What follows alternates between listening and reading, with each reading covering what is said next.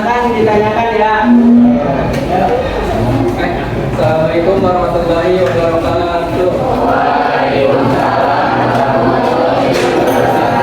Innalhamdulillah nahmaduhu wa nasta'inuhu wa nastaghfiruh wa na'udzu billahi min shururi anfusina wa min sayyiati a'malina may yahdihillahu fala mudilla lahu wa man yudlil fala hadiya lahu. Pertama-tama marilah kita panjatkan puji dan syukur atas kehadirat Allah SWT yang telah memberikan nikmat mengenal Islam dan nikmat panjang umur ketika kita dapat berkumpul kembali di kelas yang penuh bahagia ini. Salam serta salam semua tercurah limpahkan kepada junjungan kita Nabi Habibana wa Nabiyana wa Maulana Muhammad.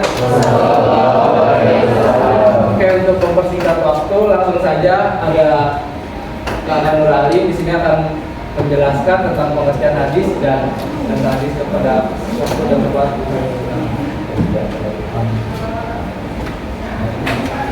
Baik, sebelumnya Assalamualaikum warahmatullahi wabarakatuh. Waalaikumsalam warahmatullahi wabarakatuh. Innalhamdulillah nahmaduhu wa nasta'inuhu wa nastaghfiruh wa na'udzu billahi min syururi anfusina wa min sayyiati a'malina may yahdihillahu fala mudilla lahu wa may yudlil fala hadiya lahu.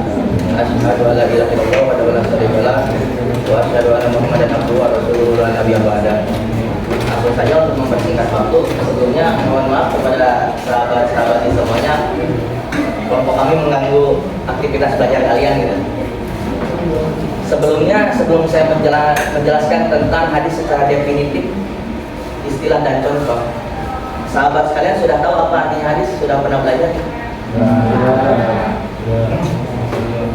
Coba ada yang bisa menjelaskan secara singkat hadis itu apa sih secara definitif?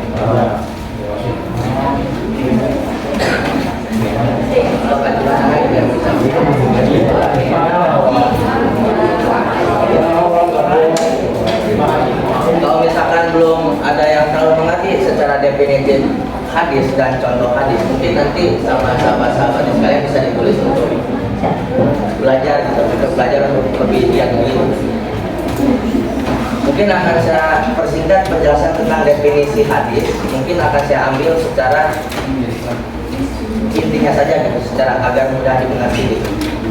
Jadi hadis itu secara definisi, secara bahasa, asal kata hadis itu dari bahasa Arab, yaitu hadasa yuhadisu gitu kan, yang artinya menceritakan atau memberitakan. Berarti apa sih yang diberitakan itu? Berarti ada kabar yang harus diberitakan Nabi kepada umatnya. Jadi sedangkan hadis menurut istilah, hadis itu merujuk pada laporan atau narasi. Apa sih narasi? Narasi itu adalah suatu hal yang harus dibicarakan, pembicaraan, narasi, diksi-diksi kata, itu adalah narasi yang menceritakan tentang perkataan, perbuatan, dan tujuan Nabi Muhammad SAW. Itu yang disebut hadis. Jadi bisa dibedakan antara hadis dan Al-Quran saja dari definisinya saja sudah terlihat gitu. Hadis ini disampaikan dari generasi ke generasi. Jadi awal kemunculan hadis itu berarti sumbernya dari Nabi Muhammad. Nabi Muhammad menyampaikan perkataan atas suatu hukum Islam, lalu dinarasikan kepada sahabat-sahabatnya, kepada tabi'in dan at-tabi'in dan para ulama lainnya, lalu akan disampaikan secara turun-temurun dari Nabi Muhammad SAW kepada sahabat, dari sahabat lalu disampaikan kepada tabi'in, setelah tabi'in kepada para ulama muhaddisin gitu kan. Maka mungkin lanjut.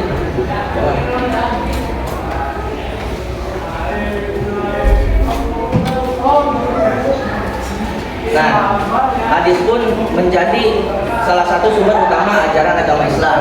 Kan ajaran agama Islam itu ada 4. Ada ingat ajaran Islam ada berapa sumber? Ada 4 sumber, ada Al-Quran, hadis, ijma, sama qiyas. Nah, jadi kedudukan hadis itu dalam ajaran agama Islam adalah ajaran kedua setelah Al-Quran. Karena kenapa sih harus ada hadis? Karena ketika kita memaknai suatu arti dari Al-Quran, Al-Quran itu kan bersifat universal atau bersifat artinya itu sangat luas gitu kan, tidak bisa ditafsirkan secara logika. Maka dipermudahlah oleh baginda Nabi. Nabi pun menyampaikan perkataannya dan perbuatannya itu melalui perilaku beliau gitu, sebagai uswatun hasanah dan contoh kepada umatnya. Nah, maka itu hadis pun menjadi acuan dan pedoman dan menjalankan ajaran agama Islam. Mungkin ketika kalau misalkan kita bayangkan saja di dunia sekarang itu tidak ada hadis, kita akan kesulitan untuk mengartikan makna dari Al-Quran. Contohnya seperti ini, kita tahu sholat waktunya kapan? Kapan aja?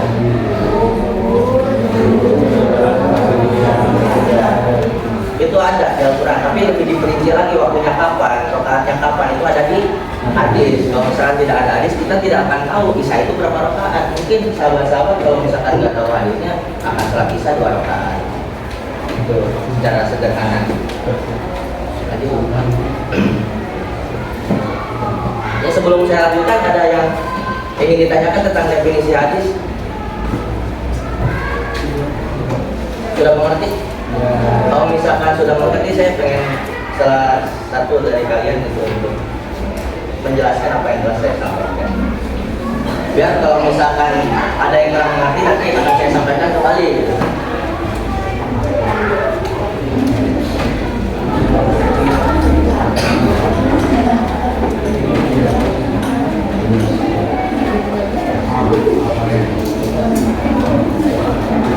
Oke, mungkin lanjut ya. Nanti mungkin sesi tanya jawab bisa di akhir. Di sini selanjutnya ada beberapa pembagian dari kategori hadis menurut kualitasnya. Sebenarnya kualitas hadis itu banyak, tapi di sini kami hanya menyantumkan 3 untuk hanya sebatas landasan agar sahabat-sahabat ini bisa menggali kembali arti-arti dari hadis ini tersebut. Ada 3 kategori hadis. Pertama ada hadis mutawatir. Apa sih hadis mutawatir itu? Jadi hadis mutawatir adalah hadis yang diriwayatkan oleh banyak sanad, rantai perawi hingga dapat dipastikan kebenarannya. Sebelum saya lanjutkan, ada yang tahu sanad apa artinya? Secara sederhana, sanad itu adalah rantai keilmuan yang telah disampaikan. Misalkan Nabi Muhammad, Nabi nanti menurunkan kepada siapa di sini? Sayyidah Aisyah. Nanti turun ke bawah, itu yang namanya sanad. Nah, jadi hadis mutawatir itu adalah hadis yang diriwayatkan oleh banyak sanad perawi hingga dapat dipastikan kebenarannya. Berarti hadis itu sudah konkret. Konkret itu artinya sudah tetap dan mutlak keasliannya, sudah tidak bisa diganggu-gugat. Berarti bisa menjadi landasan untuk kita beragama. Lalu yang kedua ada hadis ahad, yaitu hadis yang diriwayatkan oleh beberapa perawi yang tidak mencapai jumlah sanad yang cukup untuk dipastikan kebenarannya. Hadisnya bisa kita jadi landasan, tetapi sanadnya tidak terlalu kuat seperti hadis mutawatir. Masih bisa digunakan selagi hadis itu tidak kontradiksi atau tidak menyebabkan kegoncangan akidah. Terus ada hadis maudhu. Hadis maudhu itu hadis palsu. Berarti memiliki kredibilitas atau pengumuman hadisnya itu kurang dipercaya. Kredibilitas itu adalah kepercayaan atau kualitas. Jadi kualitasnya itu kurang bagus. Misalkan hadis palsu, an-nadamatu minal iman, itu adalah hadis palsu sebenarnya. Tidak jelas perawinya siapa, yang meriwayatkan siapa. Cuma ada beberapa hadis palsu yang dapat kita pakai. Alasannya ketika kita memakai hadis yang bisa jadi landasan untuk memperkuat. Misalkan hadis an-nadamatu minal iman itu adalah tentang kebersihan kan ya. Kebersihan adalah sebagai dari iman. Berarti kita itu akan menjadi rajin untuk bersih-bersih. Misalkan dengan hadis itu kita bisa rajin bebersih kelas, bersih-bersih rumah, bersih-bersih badan dan sebagainya. Itu bisa menjadi landasan agar kita bisa menjadi orang yang lebih baik. Tetapi hadis maudhu itu tidak bisa digunakan untuk dalam akidah. Misalkan sholat, ada hadisnya yang bersifat maudhu. Sholat isya misalkan ada 5 rakaat, itu tidak bisa dipakai.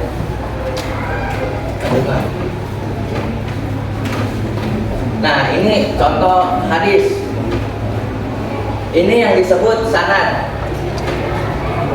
An Abi Hurairah itu adalah sanad. Dan isinya adalah matan. Matan itu adalah isi hadis. Matannya ini. yang isinya man sholat isau fi jamati paka'an nama Uma Yusuful Lele Muhammad sholat subhi fi jamati paka'an nama sholat lelah kulhu. Dan ini adalah muhri, orang yang meriwayatkan.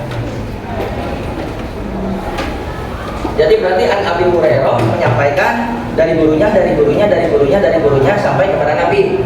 Dan ini isi hadis, isi pokok dari hadis adalah yang pesan yang disampaikan oleh Nabi. Dan muhri atau perawi adalah orang yang meriwayatkan seperti Imam Bukhari, Imam Muslim, Imam Tirmidzi, Imam Abu An-Nasai dan sebagainya. Di hadis ini menjelaskan tentang keutamaan sholat berjamaah, khususnya sholat isya, ketika sahabat-sahabat sholat isya berarti sahabat-sahabat sama dengan sholat separuh malam, dan sholat subuh dengan berjamaah sama halnya dengan sholat malam sepenuhnya. Ini hadis sahih yang bisa dijadikan landasan untuk beragama. Nah seperti ini contoh-contoh hadis. Ini kami ambil dari hadis sahih semua gitu. Nah, jadi di sini saya akan menjelaskan perbedaan Al-Quran dan hadis. Sebelum menjelaskan kepada perbedaan Al-Quran dan hadis, ada yang mau ditanyakan? Mungkin dalam kebingungan dalam penyampaian contoh, sanad, mata dan muridnya.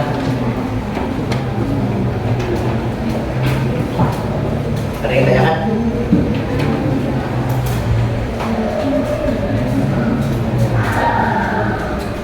Baik, lanjut ke perbedaan Al-Quran dan hadis.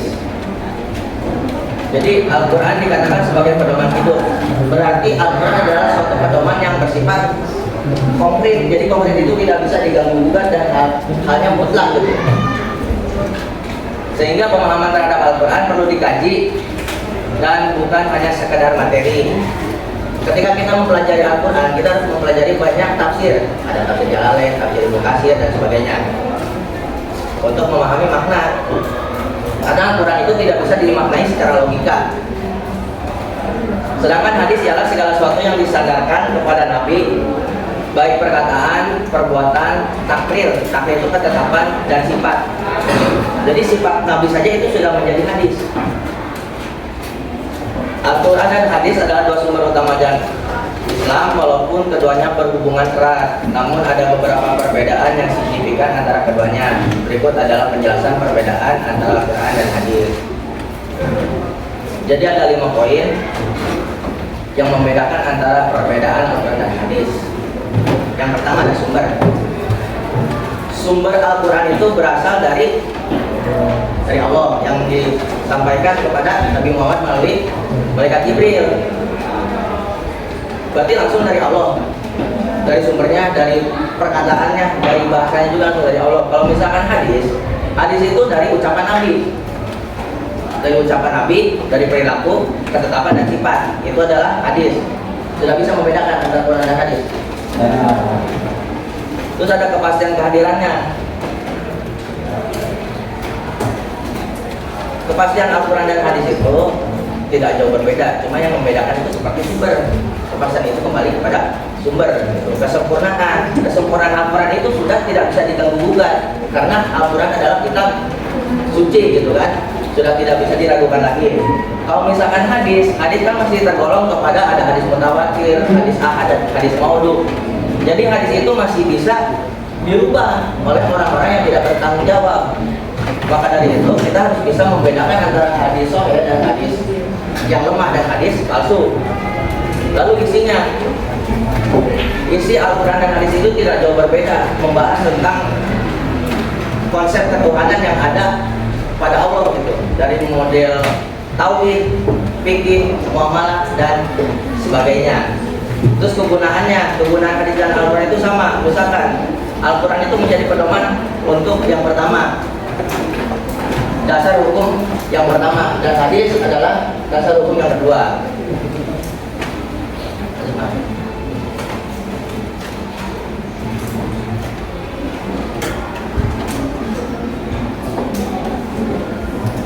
Kedudukan hadis dalam Islam. Jadi kedudukan hadis dalam agama Islam, dalam agama kita sangatlah penting, merupakan sumber ajaran Islam kedua setelah Al-Quran. Menjadi pedoman dan panduan bagi umat Islam untuk menjalankan ajaran Islam yang sudah tertuang di dalam Al-Quran. Selain itu hadis juga dianggap sebagai penjelas dan tafsir. Jadi hadis itu menjadi tafsir setelah Al-Quran disampaikan.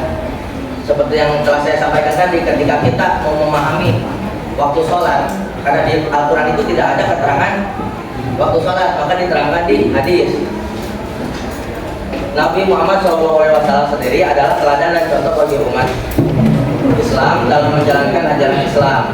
Oleh karena itu, hadis yang diberikan perkataan, perbuatan, dan persetujuan Nabi Muhammad SAW sangatlah penting untuk dipelajari dan dipahami oleh umat Islam agar menjalankan ajaran Islam dengan benar. Jadi setiap apapun yang telah dilakukan Nabi itu bisa menjadi dasar hukum syariat.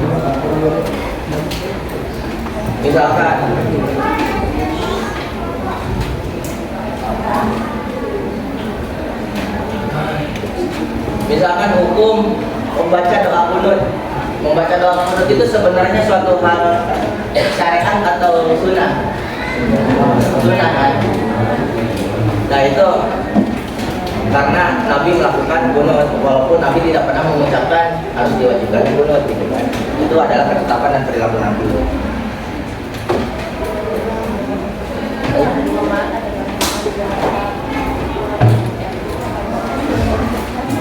Nah, fungsi hadis dalam Al-Quran seperti yang saya jelaskan tadi, hadis itu adalah penyempurna dari tafsiran Al-Quran. Seperti contohnya tadi, seperti yang saya jelaskan tentang sholat kita diperintahkan sholat dalam Al-Quran, tapi tidak tahu jumlah rakaat yang akan kita lakukan. Mungkin secara sederhananya itu fungsi hadis dalam Al-Quran. Ya mungkin hanya itu yang bisa saya sampaikan dari definisi hadis, jadi hadis, contoh hadis, fungsi dalam Al-Quran dan sunnah kedudukan.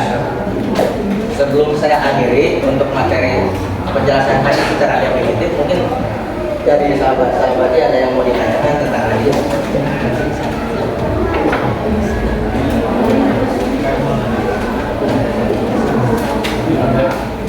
Ada yang ditanyakan nggak?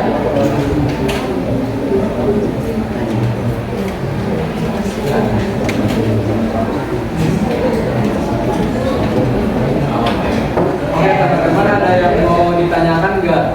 Apakah ada yang kurang dipahami?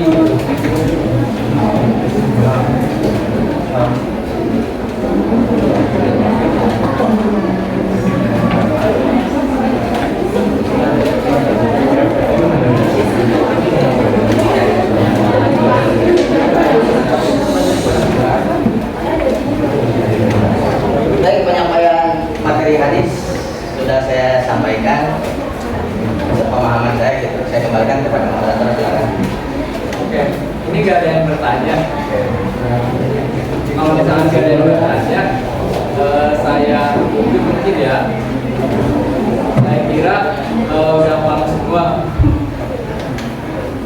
Saya tunjuk ke KM aja deh. Ini secara pemahaman kalian aja gitu, bahwa itu apa gitu.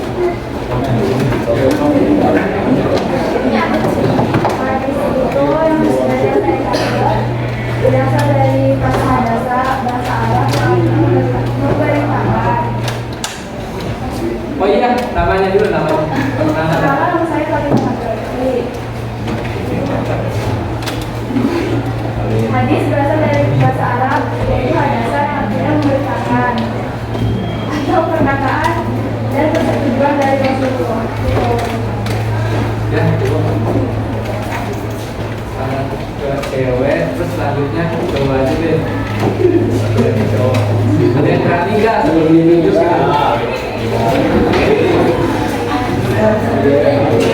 Itulah yang pojok kan? Berarti saya nggak bakal nanya kalau misalkan yang lain tegang aja biasa itu.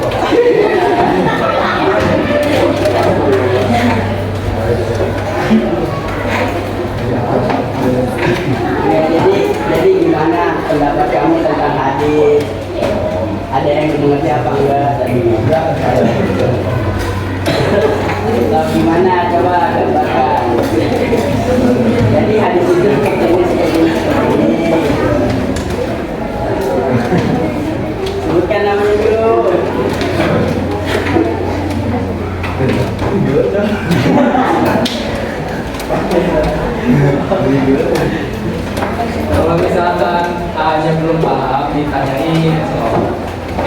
dijelaskan apa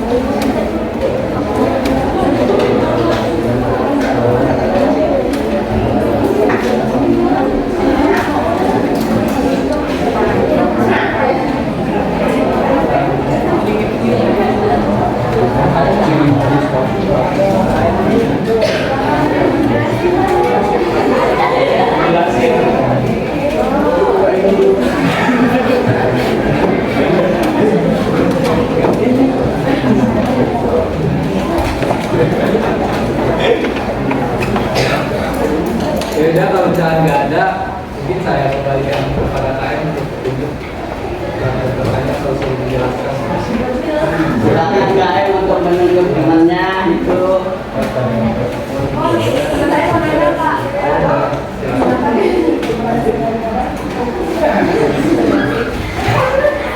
Sebutkan nama siapa? Kan di hadis ini ada 3 macam. Yang ingin saya tanyakan itu yang hadis ahad ini. Hadis ahad kan itu dari PPT dituliskan kalau diriwayatkan oleh diriwayatkan oleh beberapa rawi dan tidak mencapai jumlah sanad. Nah itu jumlah sanadnya itu ada berapa?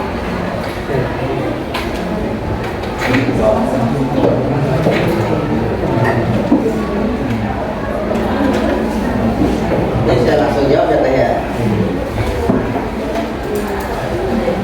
Ini mah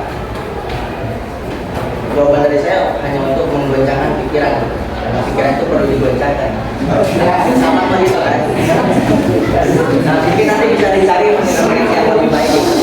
Nah, menurut saya gini, tadi yang ditanyakan hadis. Nah, itu bukan tentang jumlah sebenarnya. Karena jumlah kalau kita menghitung sana, kita gak nyampe gitu. Karena kebanyakan gitu. Sampai Rasulullah kan banyak kan ulama-ulama yang meriwayatkan. Yang mungkin yang dijelaskan tentang tadi diisi kata tentang jumlah itu, ketika kan sanad diturunkan dari Nabi secara generasi gitu kan. Mungkin ketika di pertengahan ada sanad atau ada ulama yang hafalannya itu kurang gitu. Karena kan orang yang meriwayatkan itu hafalannya harus kuat, dia harus habis, harus orangnya awal harus memiliki ilmu yang di batas rata-rata lah. Karena ketika menjadi perawi pun harus memiliki spesifikasi yang sudah ditentukan. Nah, jadi hadis ahad itu bisa saja ketika di pertengahan periwayatan ada yang meriwayatkan agak lemah gitu, ingatannya kurang kuat. Jadi seperti yang misalkan diucapkan, misalkan Aap aja mengucapkan suatu hal ke saya, terus saya dengerin, oh mungkin ini yang dimaksud, terus saya ucapkan lagi ke Abah ini, mungkin kan ada perbedaan gitu. Cuma esensi dari maknanya itu tidak berubah. Tuh, secara sederhananya gitu. Mungkin nanti bisa dicari referensi gitu kan, karena kita saling belajar aja gitu kan. Gimana tuh Ustaz? Jawab.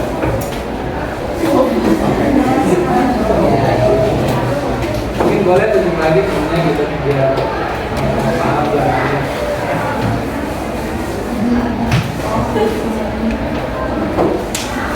Sebutkan nama.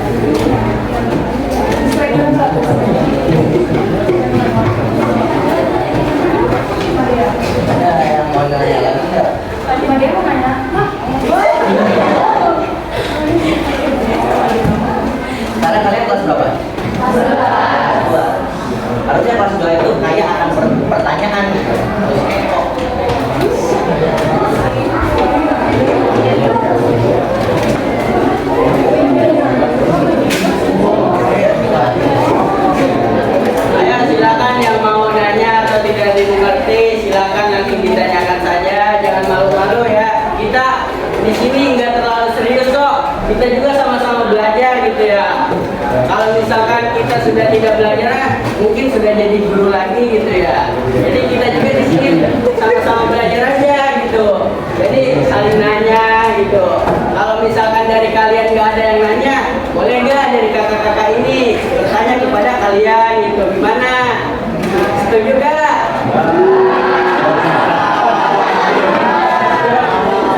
Kalau misalkan nggak setuju, nah jadi dari kalian sendiri harus ada yang nanya. Kan tadi mah ada yang ditunjuk ya dari KM terus temennya. Nah 3 lagi coba. Sok 2 orang lagi yang apa ya?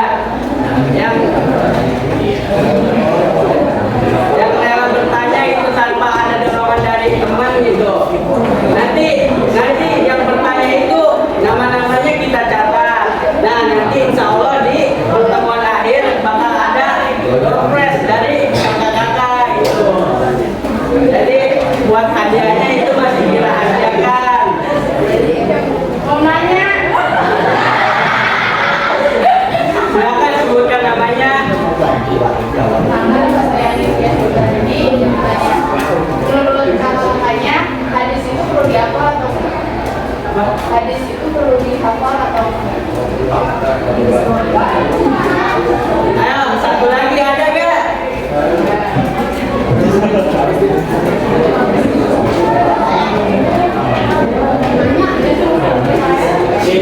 Ya silakan namanya. Saya Bella Margarita. Saya ingin tanya, tadi kan sempat disampaikan bahwasanya kita tuh harus bisa memilah-milih mana hadis yang palsu dan tidak palsu. Nah, caranya tuh kayak gimana? Cara mengetahui hadis Ya. palsu itu ya. Ada lagi gak? Siapa tahu pengen nyatet nama itu buat hadiah nanti itu. Gak ada ini.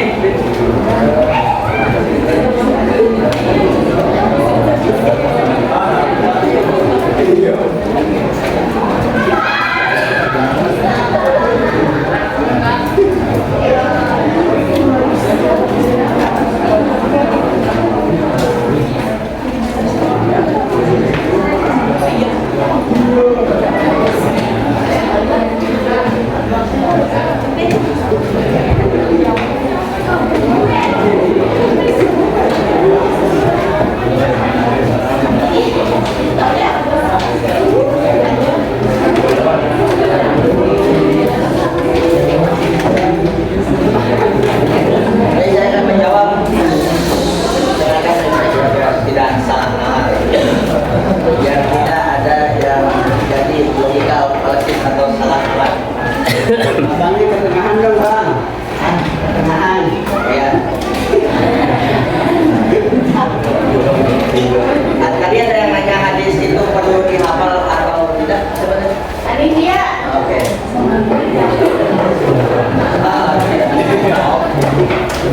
Jadi hadis itu perlu dihafal atau tidak sih? Kalau misalkan ingatan kalian kuat untuk bisa menghafalkan para perawi dan sanadnya itu mungkin perlu, karena hadis adalah pokok ajaran agama Islam kedua setelah Al-Quran. Tetapi ada yang lebih penting daripada menulis atau menghafal. Itu apa sih? Ada yang tahu nggak? Yang lebih wajib?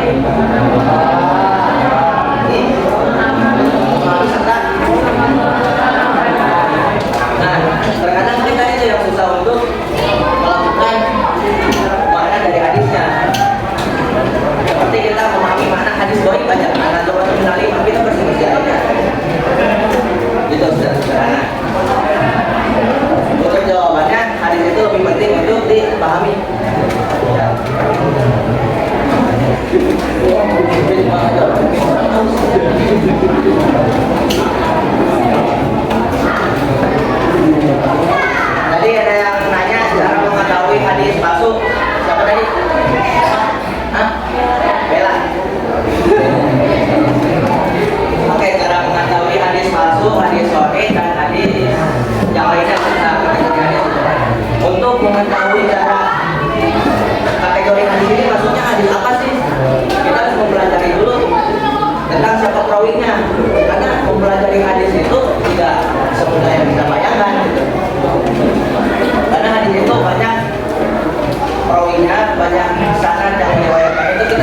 begini, misalkan Imam Bukhari kan pasti beliau belum meriwayatkan hadis yang sahih. Nah, mungkin ya. Nah, kita itu harus meneliti yang meriwayatkannya siapa, sumbernya dari mana, gurunya siapa, terus nyambung ke Nabi atau enggak sanadnya. Itu yang agak lebih untuk belajar dari hadis itu. Tuh. Makanya untuk mempelajari hadis mending kita mengikuti ulama yang telah mengajarkan hadis seperti yang di Imam Bukhari, Imam An-Nasai, Imam Tirmidzi dan yang lainnya gitu. Karena itu kan sudah pasti keasliannya.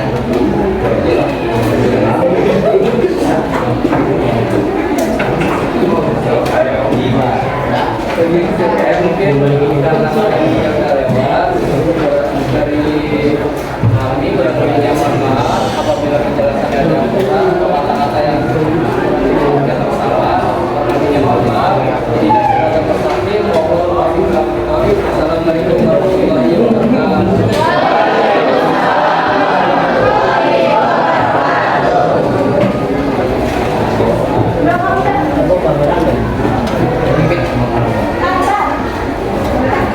Oke, mohon maaf ya sebelumnya telah mengganggu waktu kalian atau memotong waktu istirahat kalian. Mungkin segini saja dari kakak-kakak, kurang lebihnya mohon dimaafkan ya. Wabillahi taufiq wal hidayah.